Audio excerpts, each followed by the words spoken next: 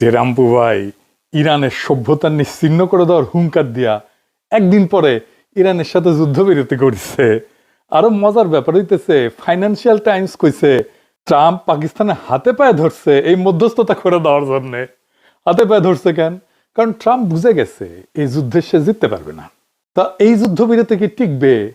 Iran 10টা শর্ত দিছে, ট্রাম্প দিছে 15টা।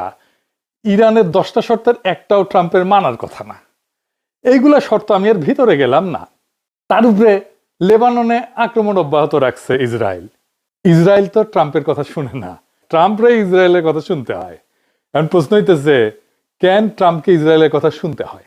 আমি কোনো ষড়যন্ত্র তত্ত্ব বলবো না, আমি আপনাদেরকে ইতিহাসের কিছু ঘটনা শোনাবো, দেখাবো, আর কিছু প্রশ্ন রাখবো। হয়তো একদিন সেই প্রশ্নের উত্তর পাওয়া যাবে। আপনারা দেখবেন যে চোখের সামনে জল জল করতে থাকা ইতিহাসের কিছু ঘটনা আমাদের মনে এতদিন কেন কোনো প্রশ্নের উদ্রেক করে নাই। কারণ আমরা কিছু জিনিস আগে দেখি নাই, যেটা আজকে আপনারা দেখবেন আমার এই ভিডিওতে। আমি কয়েকটা জিনিস জোড়া দিয়ে দেখাবো। একটা রহস্যময় গল্প বুঝবেন, যে গল্প আগে কখনোই শোনেন নাই। তাইলে বুঝবেন কেন আর কোথায় আমেরিকার প্রেসিডেন্টদের টিকি বান্দা থাকে, তার বাইরে সে যাইতে পারে না।